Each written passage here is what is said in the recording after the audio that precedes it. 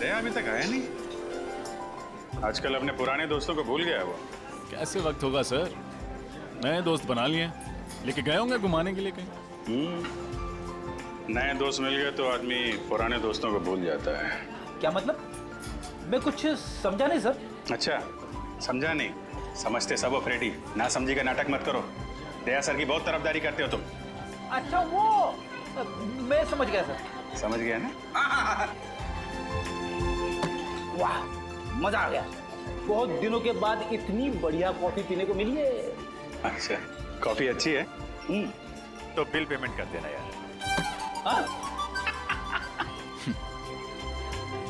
वैसे सर आपको मानना पड़ेगा, आप अपने पुराने दोस्तों को नहीं भूले।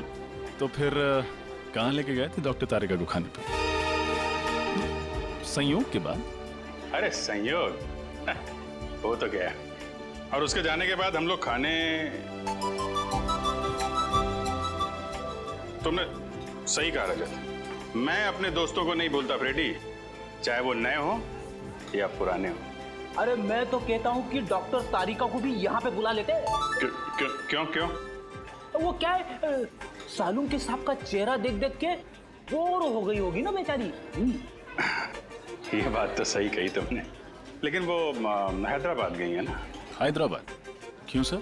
राखी आ रही है ना, तो उनका कोई सगा भाई नहीं है। हैदराबाद में एक कजिन है, तो उन्हीं को हर साल राखी बांधने जाती है। वैसे सर सगा भाई या सगी बहन ना होने का अकेलापन मैं समझ सकता हूँ। मेरी भी कोई सगी बहन नहीं है ना, वैसे तो कोई कजिन भी नहीं है, बस एक मुंह बोली बहन थी, गीता। ठीक, मतलब आप कहाँ हैं? सर बचपन में मेरी पड़ोसी थी, हर राखी पर मुझे राखी बांधा करती थी। फिर स्कूल के बाद मुझे हायर स्टडीज के लिए बाहर जाना पड़ा। जब लौटा तो देखा कि गीता वहाँ से चली गई थी। सर तब से हर साल उसे राखी पर बहुत मिस करता हूँ। उम्मीद करता हूँ जहाँ भी होंगी बहुत खुश होंगी, और तुम्हें भी उतना याद करती होंगी जितना तुम उन्हें याद करते हो। आप चिंता मत करो, मैं भगवान से प्रार्थना करूंगा कि वो तुम दोनों को जल्द से जल्द मिला दे। इस बार की राखी आपके लिए खुशियां लेके आएगी।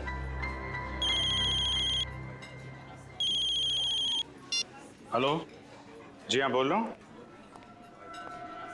लाश कहाँ पे? इस आदमी की उम्र 45 साल है और इसे मरे हुए लगभग 48 घंटे हो गए अभिजीत। 2 दिन से लाश पड़ी हुई है। किसी जानवर ने मारा है क्या इसे? हो सकता है, देखो इसके शरीर का मांस जगह जगह से खा लिया गया है। सर मैंने सुना है कि इस इलाके में कभी कभी शेर चीते आ जाते हैं, लेकिन वो इंसान पर ऐसे ही हमला नहीं करते। तभी हमला करते हैं जब उन्हें उकसाया जाए या किसी तरह परेशान किया जाए।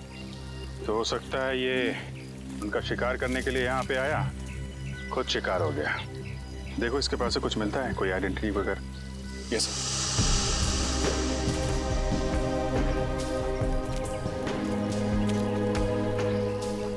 जेबें खाली हैं सर, ना कोई आइडेंटिटी है, वॉलेट भी नहीं। वॉलेट नहीं है? कहीं ये खून लूटपाट के लिए तो नहीं हुआ? लुटेरों ने पैसे के लिए इसका खून कर दिया और फिर लाश की ऐसी हालत कर दी जैसे कि किसी जानवर ने खाया हो।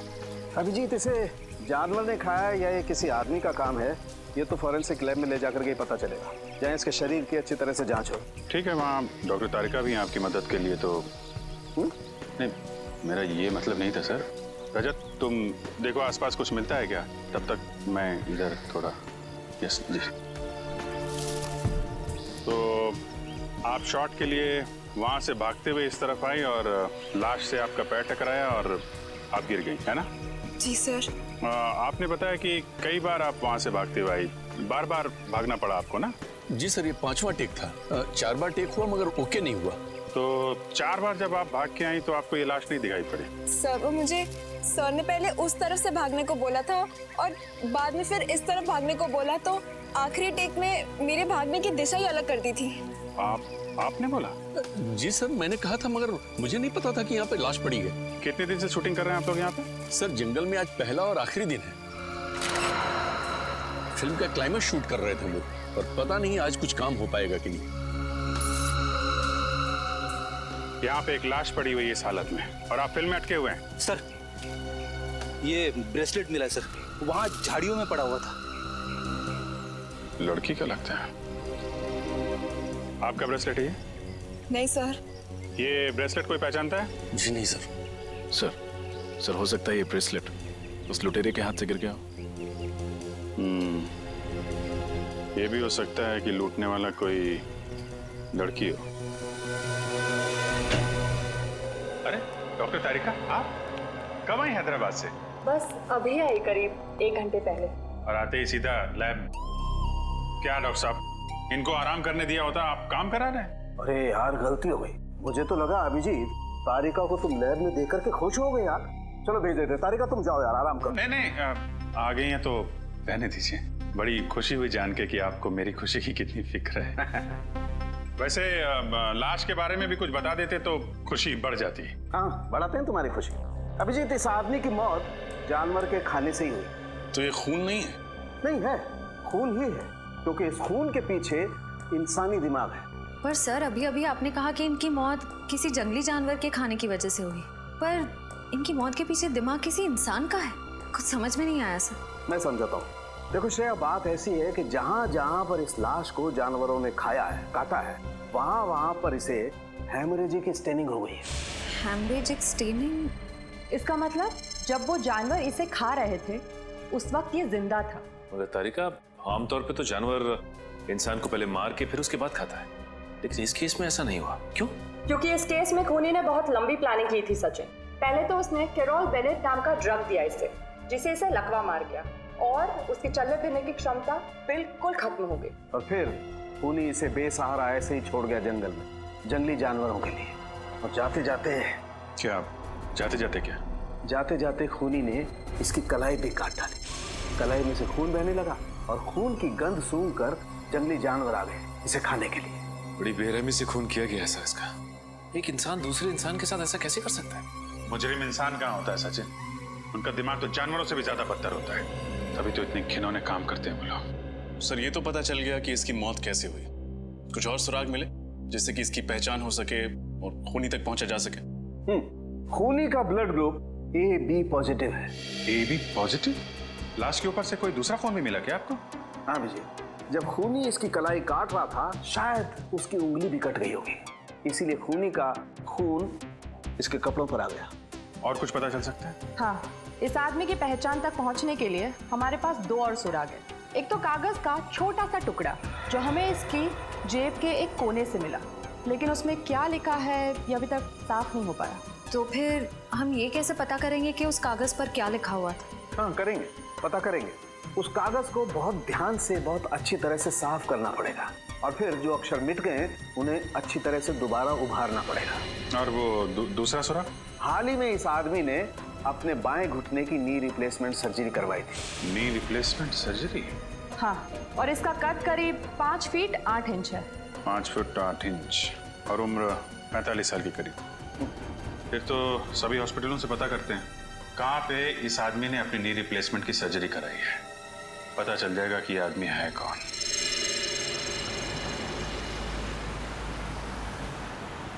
तो उस आदमी का नाम शेखर कुमार है जिसकी लाश हमें मरकटाला के जंगल में मिली। हाँ सर, वो एक माइक्रोबायोलॉजिस्ट है और आरबी रिसर्च सेंटर में काम करता है। R B research centre? हाँ सर। वैसे सर ये माइक्रोबायोलॉजिस्ट होता क्या है? साइंस नहीं पढ़ी क्या? श्रेया बताओ। पंकज, माइक्रोबायोलॉजिस्ट वो होता है जो माइक्रो ऑर्गेनिजम्स को स्टडी करता है, उस पर रिसर्च करता है। ओह, सर ये माइक्रो ऑर्गेनिजम्स क्या होता है? पंकज, सबसे छोटे जीव जंतु होते हैं उन्हें माइक्रो ऑर्गेनिज्म कहते हैं, जैसे बैक्टीरिया, वायरस, समझ गए? सर तो फिर मैं किस श्रेणी में आता हूँ? तुम्हारी श्रेणी जरा अलग है। एक काम करते हैं, आरबी रिसर्च सेंटर में चल रहे हैं ना, वहाँ पे पूछ लेना। Okay sir. ओके, अब जरा जल्दी चलें। आइए सर। सर मैं इस रिसर्च सेंटर का हेड हूँ, प्रकाश, और ये लैब असिस्टेंट रंजीत, ये प्रिया। और आप? मैं गीता, शेखर की पत्नी। शेखर की पत्नी? लेकिन हमें तो बताया गया था कि शेखर अकेले रहते हैं, उनका कोई आगे पीछे है ही नहीं। दरअसल सर कुछ समय से इनकी आपसी अनबन चल रही थी, लेकिन फिर भी सर दोनों में बहुत प्यार था। इनफैक्ट शेखर जी के लापता होने की रिपोर्ट गीता जी ने लिखवाई थी। सर जब आपने शेखर के बारे में मुझे बताया तो मैंने ही गीता को यहाँ बुलवा लिया। गीता जी, आपका दर्द हम समझते हैं। आप यकीन मानिए शेखर के खूनी को हम जल्द से जल्द पकड़ लेंगे। प्लीज उसे छोड़िएगा मत। क्या आप सबको किसी पर शक है? शेखर का कोई दुश्मन या? नहीं, शेखर सबके साथ मिलजुल कर काम करता था। आखिरी बार आपने शेखर को कब देखा था? कब मिले थे आप लोग? सर, शुक्रवार शाम को करीब 7 बजे वो यहाँ से गया था और ये कहकर गया था कि कल 9 बजे आ जाऊंगा सुबह, लेकिन वो आया नहीं सर। कभी मरकटाला के जंगल का जिक्र किया था उसने बातचीत के दौरान? मरकटाला के जंगल? नहीं सर, कभी नहीं। जब शुक्रवार को शेखर यहाँ पर आए थे तो उनका बिहेवियर कैसा था? कुछ घबराए हुए थे, परेशान थे? नहीं सर, ऐसा तो कुछ नहीं था, रोज की तरह ठीक ठाक ही थे। गीता जी, आप शेखर से आखिरी बार कब मिली थी? सर मैं तो बहुत वक्त से उनसे नहीं मिली हूँ। ठीक है, आप लोग थोड़ा कोऑपरेट कीजिए और हमें अपना नाम और ब्लड ग्रुप लिखवा दीजिए। Blood group? वो क्यों सर? कुछ नहीं है, फॉर्मेलिटी है बस। Pankaj. Ranjeet, blood group O positive. Prakash, B+। Priya, B positive. Geeta, AB positive. Sir,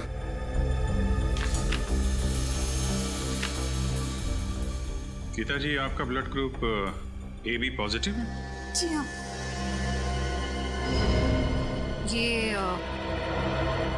ये ब्रेसलेट आपका है? हाँ, लेकिन ये आपको कहाँ से मिला? मैं तो इसे कब से ढूंढ रही हूँ। ये हमें शेखर की लाश के पास से मिला है। गीता जी, आजकल ऐसी बहुत सी केसेस आती है हमारे सामने। कभी कोई प्रेमी अपने प्रेमिका को मारता है तो कभी पत्नियां अपने पति का खून करती हैं। एक साथ 7 जन्मों का साथ निभाने का वादा लेते हैं, लेकिन समझ में नहीं आता एक जन्म तक वादा नहीं निभाते हैं। क्यों? बस खून कर डालते हैं एक दूसरे का। सर, मैंने किसी का खून नहीं किया। मैंने शेखर को नहीं मारा। हंसती खेलती जिंदगी थी हमारी और अचानक हम अलग हो गए। लेकिन इसका मतलब ये नहीं कि मैं शेखर से इतनी नफरत करती थी कि मैं उनका खून कर दूं। लेकिन सारे सबूत आपकी तरफ इशारा कर रहे हैं गीता जी, और ये मत सोचिएगा कि आपके आंसुओं से हमारा दिल पिघल जाएगा। अगर आपको लगता है कि खूनी मैं हूं तो चढ़ा दीजिए फांसी। सर, मैं वो गीता? राजन, ओह माय गॉड, तुम इतने सालों बाद? इतने साल? मैं CID ऑफिसर बन गया। तुम भी CID में हो? हाँ। रजत, तुम जानते हो इन्हें? हाँ सर, ये गीता है, मेरी मुंह बोली बहन। सर। बहन? मुंह बोली बहन? तो फिर बेहतर होगा रजत कि तुम अपनी भावनाओं को इस केस के आड़े ना आने दो। मैं कुछ समझा नहीं सर। गीता शेखर की पत्नी है और शेखर का खून हुआ है, और शेखर के खून का इल्जाम गीता पर है।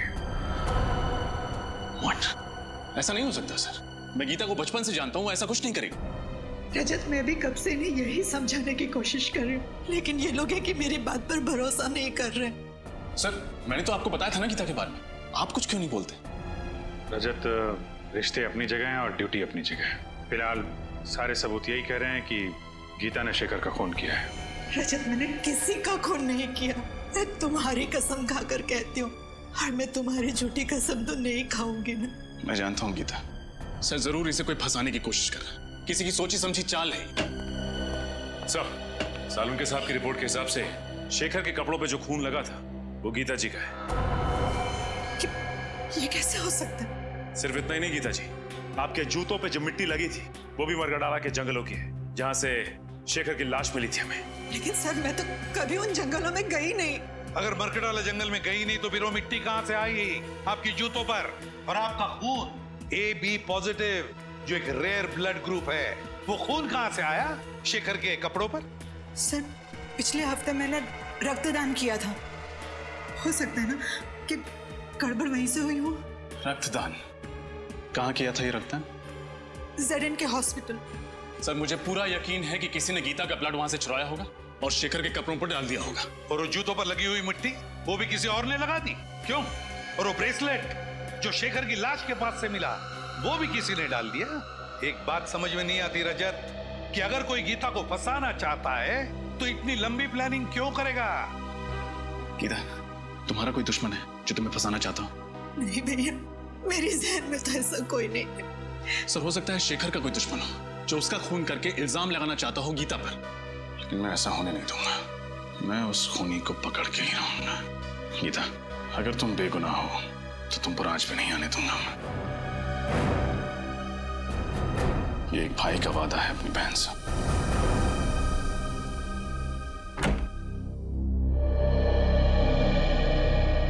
आइए सर, आप लोग यहाँ रक्तदान के लिए आए हैं? नहीं, हम सबने पिछले महीने ही रक्तदान किया था। हम लोग सीआईडी से हैं। आपसे कुछ जानकारी लेने आए हैं। सीआईडी से? पर बात क्या है सर? पिछले हफ्ते आपके अस्पताल में जो रक्तदान शिविर लगा था, उसमें इस औरत ने रक्तदान किया था। इनका नाम गीता है। सर, दरअसल हमारे हॉस्पिटल के लिए ये शिविर लोकप्रिय एनजीओ ने आयोजित किया था। अगर इन्होंने रक्तदान किया था तो हमारे रजिस्टर में उनका नाम जरूर होगा। मैं अभी रजिस्टर चेक करके बताती हूँ। वैसे इनका पूरा नाम क्या है? गीता कुमार। ठीक है, मैं अभी देखकर बताती हूँ।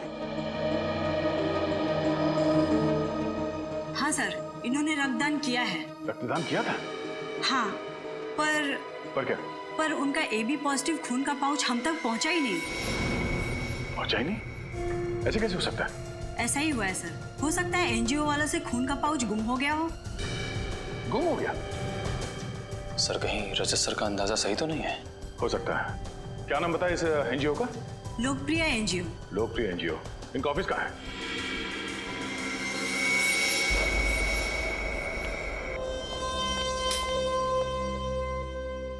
आपको लगता है सर शेखर के घर से हमें उनके खूनी का कोई सुराग मिलेगा?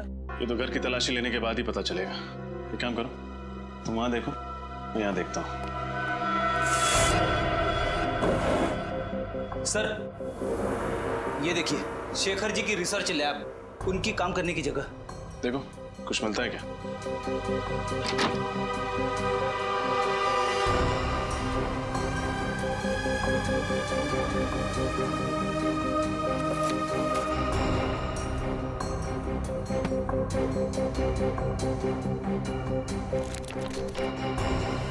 छोड़ी, कुछ मिला? अभी तक तो नहीं सर।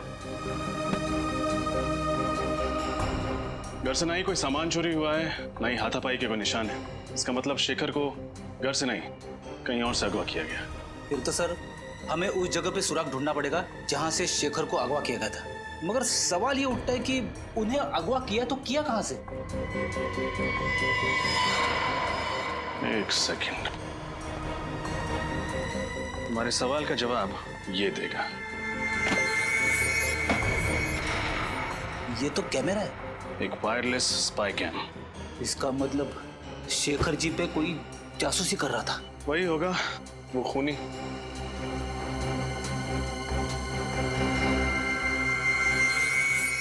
शडी, तुमने एक बात नोटिस की? क्या? इस स्पाई कैम का लेंस ठीक उस तिजोरी की ओर है। मतलब सर उस तिजोरी में जरूर कुछ ऐसी चीज है जो शायद इस जुर्म की जड़ है। देखते हैं।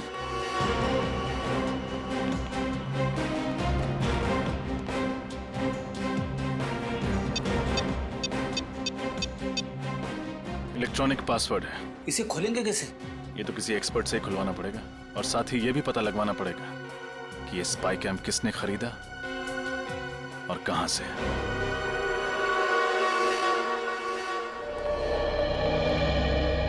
सुनिए, हम लोग सीआईडी से। सीआईडी से? क्या क्या बात है सर? ये कैमरा आप ही की दुकान से खरीदा गया था। दिखाइए सर। एक्सेल के 457D6। हाँ सर, आप लोग ठीक कह रहे हैं। ये कैमरा तो अभी मैंने ही बेचा था, करीब 10 दिन पहले। आपको याद है किसको बेचा था आपने? वैसे हर ग्राहक की सूरत पहचानना नामुमकिन है, लेकिन उस आदमी को मैं भला कैसे भूल सकता हूँ। क्यों भाई, ऐसी क्या खास बात थी उसमें? अरे बड़ा बदतमीज आदमी था, गाली देकर बात कर रहा था। आपको गाली दे रहा था? मुझे गाली देता तो धक्के मारकर बाहर ना कर देता दुकान से। वो जिससे फोन पे बात कर रहा था उसे गाली दे रहा था। अच्छा, फोन पे और क्या बात कर रहा था, कुछ सुना आपने? सर वो किसी जगह के बारे में बात कर रहा था। हाँ याद आया, विलासनगर। वो किसी से कह रहा था फोन पे कि विलासनगर आकर मुझसे मिलो। विलासनगर? अच्छा, उसने पैसे चेक से दिए थे या नगद? नगद दिए थे सर। चेहरा याद है उसका? थोड़ा थोड़ा सर। उसका नाम पता वगैरह लिया तो होगा ना तुमने? नहीं सर, नाम पता तो नहीं लिया। क्यों नहीं लिया तुमने? मालूम है ना तुम्हें, ऐसे कैमरे खरीदने वालों की डिटेल्स लेनी पड़ती है। सर मगर मैं जल्दबाजी में। ठीक है, आइंदा ख्याल रखना। फिलहाल ब्यूरो चलिए और उसका स्केच बनवाइए। Okay sir.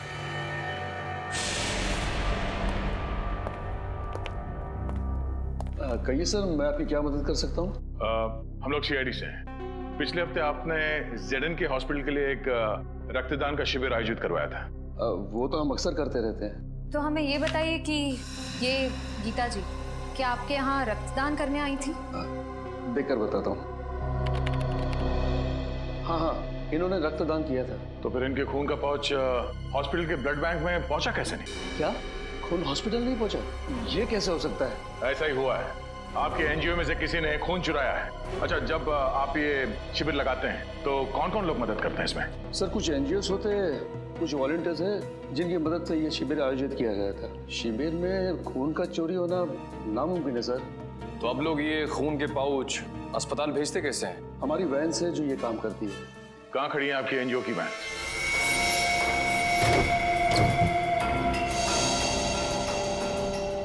ध्यान से देखो, कुछ ना कुछ जरूर मिलेगा यहाँ।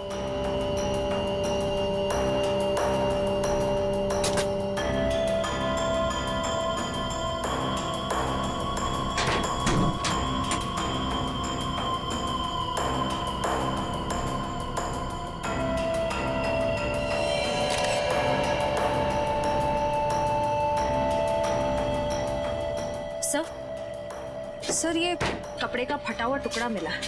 RB लिखा हुआ है इसमें। RB मतलब RB रिसर्च सेंटर? शेखर वही काम करता था। सर, इसका मतलब कोई वहीं का है जो इस सारा का सारा खेल खेल रहा है। सर, जब हम रिसर्च सेंटर गए थे तब रंजीत का लैब कोट थोड़ा सा फटा हुआ था।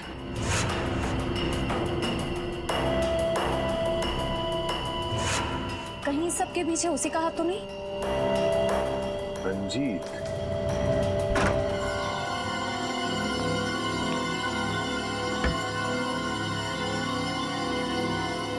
एक मिनट में आया।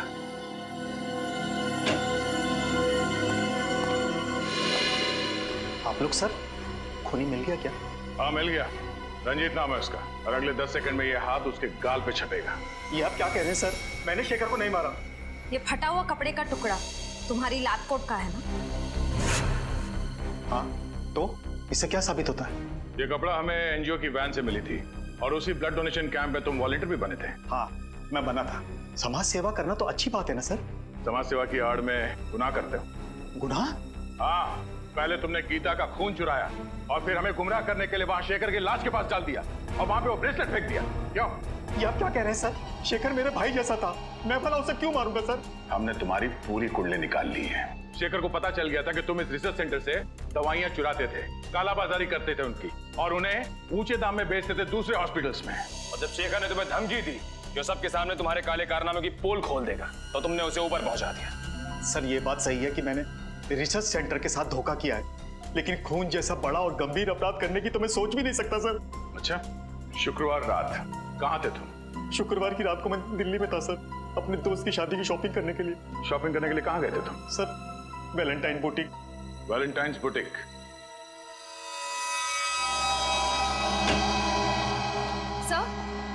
सर, रंजीत सच कह रहा है। जिस वक्त शेखर का खून हुआ उस वक्त वो वाकई दिल्ली में ही था। वैशाली नगर के वैलेंटाइन बुटीक में शॉपिंग कर रहा था। रंजीत दिल्ली में ही था? तो फिर अगर रंजीत ने नहीं फंसाया तो फिर गीता को फंसाया किसने? सर, मुझे इस बात की बहुत खुशी है कि आपको भी अब लगता है कि गीता निर्दोष है। तो जब तक असली मुजरिम पकड़ में नहीं आता, मैं हर किसी को शक की नजर से ही देखता हूँ। सर, उस कैमरे की दुकान वाले ने स्केच बनवा दिया सर। बड़ा छटा हुआ बदमाश लगता है ये। कंप्यूटर में चेक किया? हाँ सर, मैच करा के देखा लेकिन मैच नहीं हुआ। फिर लगता है कोई नया खिलाड़ी है सर, शायद ये सिर्फ कोई मोहरा ही है जिसे असली खूनी ने पैसे दिए होंगे शेखर के घर में कैमरा फिट करने के लिए। सर? हाँ अभिजीत, तिजोरी खुल गई? हाँ सर, तिजोरी भी खुल गई और उसके अंदर का खजाने का भी पता चल गया। सर, ऐसा क्या था उस तिजोरी में? शेखर के रिसर्च पेपर। सर, शेखर एक बहुत ही खतरनाक बीमारी मोंडिलोविटियस पे रिसर्च कर रहा था। ये वायरस से होती है। शेखर ने इस बीमारी का इलाज ढूंढ निकाला। मोंडिलोविटियस, इस बीमारी का नाम सुना है सर, इसका तो दुनिया में कोई इलाज नहीं था। तो फिर अभिजीत, इस दवाई की वजह से ही शेखर का खून हुआ है, इस दवाई की वजह से ही। और कोई तो था जिसे शेखर के इस दवाई की रिसर्च में दिलचस्पी थी, शायद उसी आदमी ने उस तिजोरी के बिल्कुल सामने कैमरा फिट कर दिया, और जब शेखर इस दवाई बनाने में कामयाब हो गया तो उसने शेखर को खत्म कर दिया। सर हो सकता है उन्हीं ने दवाई भी चुरा ली। क्या बात है भाई, बड़े खामोश हैं आप लोग। कोई गुत्थी उलझ गई है क्या? नहीं सर, बल्कि सुलझ गई। हम खूनी के काफी करीब पहुंच गए सर। वेरी गुड, और नजदीक पहुंचा देते हैं। बॉस, ये है वो कागज जो मैं उस लाश की जेब में से मिला। HOLAD HOLAD होटल या हॉस्पिटल हो सकता है। सचिन चेक करो कंप्यूटर में।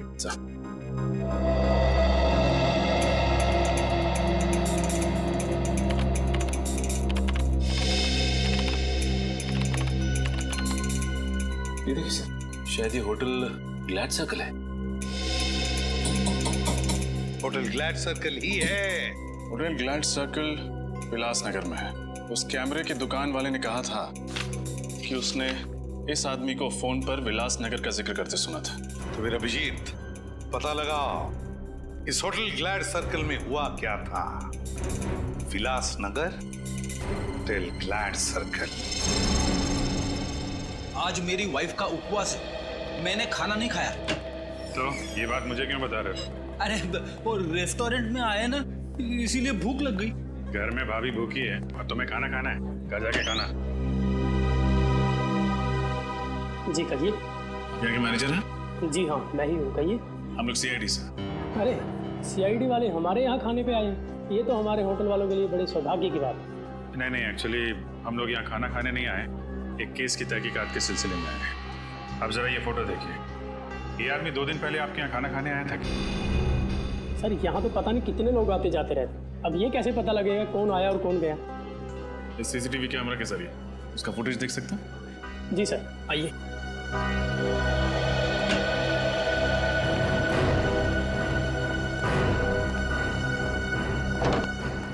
जी आइए। जरा परसों की फुटेज दिखाइए आप। जी सर।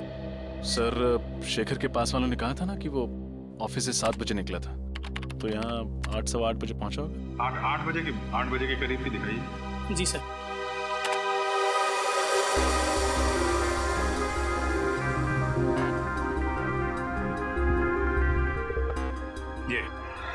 ये आया शेखर 8:12 में।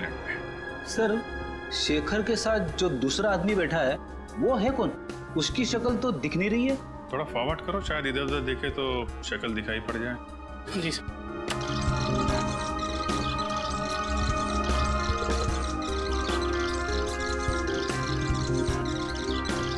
सर, शेखर तो गुस्से में उठ के चला गया। शायद उसकी बहस हुई उस आदमी के साथ। इस आदमी के साथ बहस हुई और यहाँ से वो गुस्से में निकला, लेकिन घर नहीं पहुंचा। हो सकता है इस दूसरे आदमी ने काम तमाम कर दिया शेखर का। 1 मिनट पॉज करो। जी।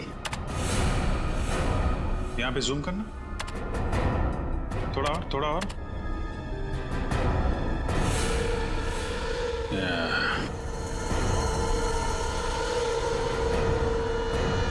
देखा रजत? यस सर, ये घड़ी कुछ जानी पहचानी लग रही है।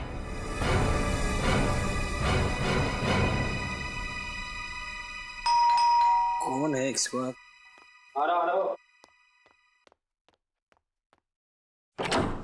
जी कहिए।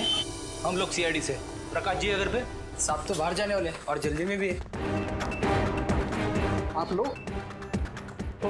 आई एम सॉरी, लगता है हम लोग गलत वक्त पर आ गए। आप शायद कहीं बाहर जाने वाले थे? जी, तुम अंदर जाओ। जी, कई दिनों से मैंने कोई फिल्म नहीं देखी थी, तो एक अच्छी सी फिल्म लगी, मैंने सोचा देखा था। अरे वाह प्रकाश जी, आपके एक माइक्रोबायोलॉजिस्ट की मौत हो चुकी है और आप फिल्म देखने जा रहे हैं। देखिए सर, शेखर की मौत का गम मुझे भी है, लेकिन इसका मतलब ये नहीं कि मैं अपनी जिंदगी जीना छोड़ दूं। ये बात तो है। वैसे आपको थिएटर जाने की जरूरत नहीं पड़ेगी, हम आपको फिल्म दिखाएंगे। फिल्म? फिल्म का नाम है शेखर की मौत। शेखर की मौत? जी हाँ, और फिल्म का हीरो है शेखर, जो मारा जाता है। और मारने वाले का नाम, यानी कि विलेन का नाम है प्रकाश, यानी आप। समझ में नहीं आ रहा है, आप लोग ये क्या बकवास कर रहे हैं? अरे आप सीआईडी से हैं, इसका मतलब ये नहीं कि आप मुझ पर कुछ भी इल्जाम लगाते जाएं। हम बेबुनियाद इल्जाम नहीं लगा रहे हैं आप पर। आप शेखर की जासूसी कर रहे थे ना? जासूसी? हाँ जासूसी। ये कैमरा सबूत है इस बात का। जी वो क्या ये वो क्या जबान क्यों लड़खड़ाने लगी तुम्हारी? सर ये सच है कि मैंने शेखर की जासूसी की थी, लेकिन आप मेरा यकीन मानिए मैंने उसे मारा नहीं। अगर आपने उसे मारा नहीं तो फिर उसकी जासूसी क्यों कर रहे थे? क्योंकि उसने एक खास वैक्सीन का आविष्कार किया था। अगर वो उसे इंटरनेशनल मार्केट में बेच देता अरबपति बन जाता। लेकिन शेखर के लिए दौलत से ज्यादा मायने रखता था देश प्रेम। वो अपना ये वैक्सीन भारत सरकार को देना चाहता था। विदेशी कंपनियों को अपने देश की धरोहर बेचकर वो अपनी तिजोरी नहीं भरना चाहता था। जी हाँ, उसकी यही आदर्शवादी विचार मुझे पसंद नहीं थे। देश से प्रेम मैं भी करता हूँ, इसका मतलब ये नहीं कि हम अपने बारे में सोचना छोड़ दें। और आपने अपने बारे में सोचा। आपने पहले शेखर की जासूसी की, फिर उसका फॉर्मूला हथियाया, और जब आपका काम हो गया तो आपने उससे अपने रास्ते से हटा दिया। आप ये कैसी बातें कर रहे हैं? शेखर मेरा दोस्त था, मैं उसे क्यों मारूंगा? क्योंकि आप उसका फॉर्मूला हथियाना चाहते थे। उससे समझौता करने के लिए आपने उसे होटल ग्लैड सर्कल में बुलाया, लेकिन जब उसने आपकी बात नहीं मानी तो आपने उसे खत्म कर दिया। देखिए सर, ये सच है कि मैं उससे वहां मिला था, लेकिन उस मुलाकात के बाद मैं होटल क्लॉकवुड में चला गया। होटल क्लॉकवुड? जी। क्या करने गए थे आप? सर ऐसे ही ड्रिंक्स लेने। Soft drinks? सर मैं वहाँ शराब पीने गया था, मुझे ज़्यादा चढ़ गई थी तो मैंने सोचा कि क्यों ना होटल में चेक इन कर लूँ। मैं वहीं रुक गया, रात भर वहीं था। कहानियाँ तो नहीं बना रहे हो? देखिए सर, मुझे जो कुछ पता था मैंने आपको सच सच बता दिया। इसके बाद भी अगर आपको यकीन नहीं होता तो आप होटल क्लॉकवुड में फ़ोन कर लीजिए। फ़ोन करेंगे आपको पता चल जाएगा कि मैं रात को वहाँ था या नहीं था। That's it. बिल्कुल पता करेंगे। आपके पास होटल का नंबर है? जी है। दीजिए। ये लीजिए सर। होटल क्लॉकवुड, सीनियर इंस्पेक्टर रजत, सीआईडी से। अच्छा, 3 दिन पहले आपके यहाँ प्रकाश जी ठहरने आए थे? हाँ वही, आरबी रिसर्च सेंटर के हेड आए थे। ठीक है, थैंक यू। मतलब प्रकाश जी सच बोल रहे? पूरा सच नहीं बोल रहे। क्या मतलब? मतलब ये कि अभी भी हमसे कुछ छुपा रहे हैं। मैंने आपको सब कुछ बता दिया सर। लेकिन आपने ये नहीं बताया कि शेखर के घर में ये कैमरा किसने फिट किया था? सर ये कैमरा गुल्लू की मदद से फिट किया था। गुल्लू? जी।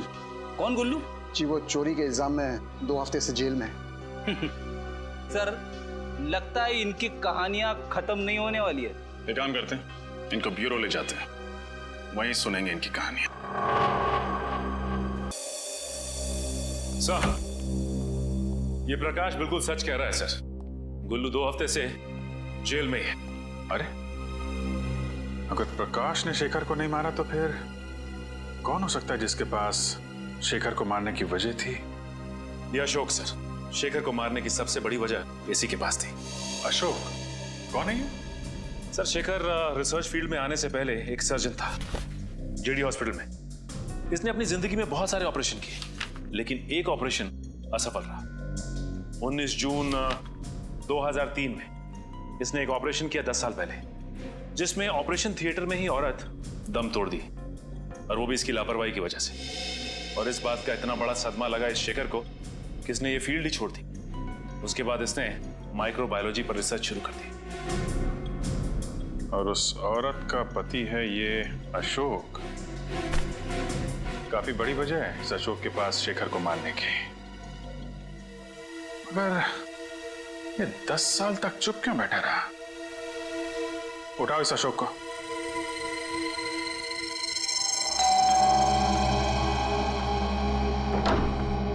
जी कहिए। जी हम लोग सीआईडी से। अशोक जी हैं घर पर? आप अशोक जी से मिलने आए हैं? हाँ, मगर आप ये किस लिए पूछ रही है?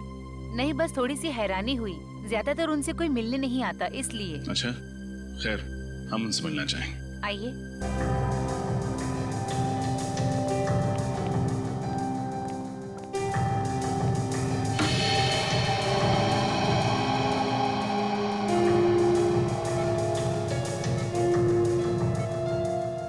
ये अशोक जी?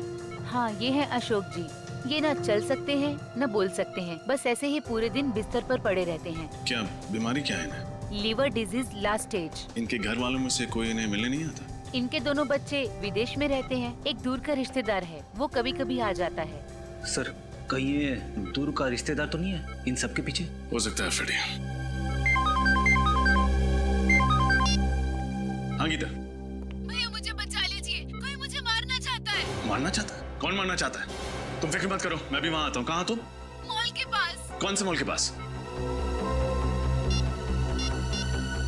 आप जिस नंबर को डायल कर रहे हैं वो इस समय स्विच ऑफ है।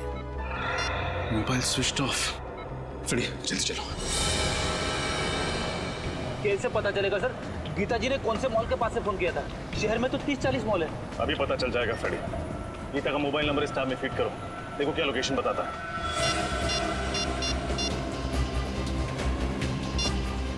सर गीता जी का मोबाइल मॉल से आगे निकल गया। मॉल से आगे निकल गया? हाँ सर। कहाँ? शहर से दूर पनवेल हाईवे की तरफ। पनवेल हाईवे की तरफ? अरे ये क्या हो गया? क्या हुआ? गीता जी का मोबाइल ट्रेस होना बंद हो गया। ट्रेस होना बंद हो गया? हाँ सर। एक काम करो, मोबाइल कंपनी को फोन करो, देखो वो ट्रेस कर पाते हैं कि नहीं।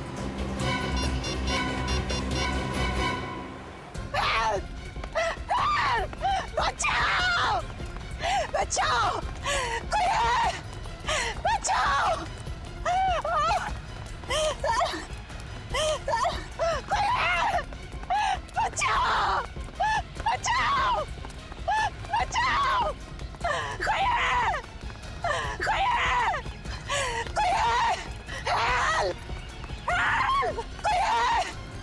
बचाओ! कोई है! कोई है! हेल्प! हेल्प! कोई है! बचाओ! कौन हो तुम? और क्यों मेरा पीछा कर रहे हो? क्यों मारना चाहते हो मुझे? तुम भी उसी वजह से मरोगी जिस वजह से मैंने शेखर को मारा था।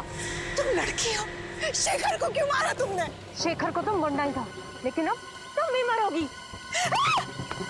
रुक जाओ, चाकू नीचे करो वरना अंजाम बहुत बुरा होगा। भैया तुम अपनी कर नीचे करो, वरना इस साल राखी पे तुम्हारी कलाई खूनी की खूनी रह जाएगी। अगर गीता को कुछ भी हुआ ना तो तुम सोच भी नहीं सकते कि तुम्हारा क्या हश्र करूंगा मैं। चाकू नीचे। इससे तो मुंडा ही होगा। चाकू नीचे। फेंक दो चाकू। ससुराल जाने से पहले अपना घूंघट तो उतारो।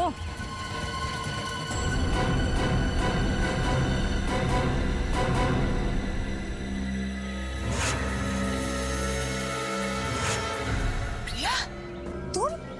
हाँ मैं। शेखर ने तुम्हें सहारा दिया, तुम्हारे लिए इतना सब कुछ किया, तुम्हें नौकरी दी, और तुमने शेखर को ही मार दिया। हाँ, मैंने ही शेखर को मारा है, और इस बात का मुझे कोई अफसोस नहीं। भागती कहाँ हो?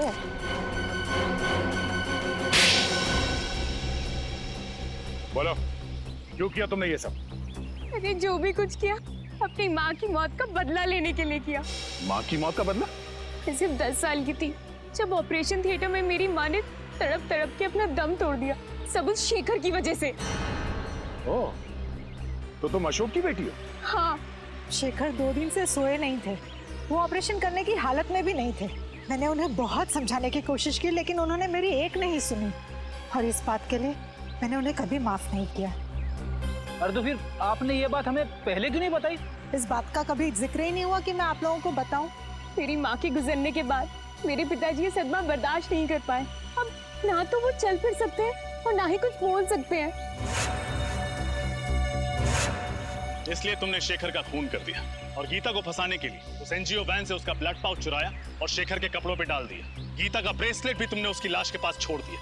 इतना ही नहीं, गीता के जूतों में जो मिट्टी मिली वो भी तुमने ही लगाई थी। और रंजीत को फंसाने के लिए उसके कोट के कपड़े का टुकड़ा वहाँ एनजीओ वैन में छोड़ दिया, क्यों? हाँ, मैंने सब कुछ किया। माना कि तुम्हारे साथ जो हुआ वो बहुत बुरा हुआ, लेकिन एक गलती की सजा एक और गलती नहीं होती। तुम्हारी माँ को कितनी तकलीफ हो रही होगी ये सोच के कि उनकी वजह से उनकी अपनी बेटी एक खूनी बन गई। तुम्हें एक बार भी अपने बीमार पिता के बारे में नहीं सोचा? अगर अदालत तुम्हें फांसी देती है तो उनकी देखभाल कौन करेगा? मैं बदले की भावना में अंधी हो गई थी। शेखर का खून किया तुमने और तुम्हें सजा तो होकर रहेगी। Thank you so much. अगर आज आप लोग सब नहीं होते तो या तो मैं जेल में होती या जिंदा ही नहीं होती। ऐसा कुछ भी नहीं होता। मुझे पूरा यकीन था कि तुम बेगुनाह हो, और सीआईडी के रहते हुए कभी किसी बेगुनाह को सजा हो ही नहीं सकती। ये बात तो है, अरे भाई रजत, इतने दिनों बाद तुम्हारी बहन तुम्हें मिलने आई है, तो कुछ मिठाई विठाई नहीं खिलाओगे? खाओगे, खिलाओगे कुछ भी? लेकिन अगर आप लोगों को एतराज ना हो तो मैं पहले अपने भाई को राखी बांधूं। अरे इसमें ऐतराज की क्या बात है? भाई की कलाई पे राखी बांधना तो हर बहन का अधिकार है। प्लीज। और राखी बंधवाने के बाद अपनी जेब खाली करना हर भाई का अधिकार है।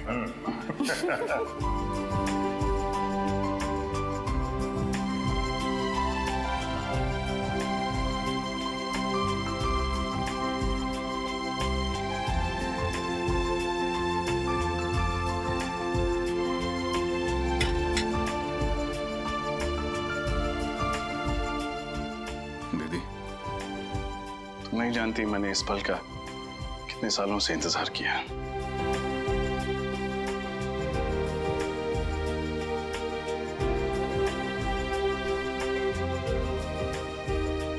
हमेशा खुश रहो,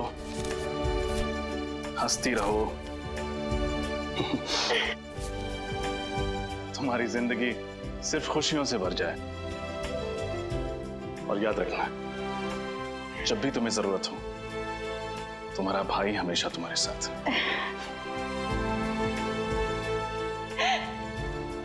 आप दुनिया के सबसे अच्छे भाई हो। भगवान करे सब बहन को आपके जैसा भाई मिले।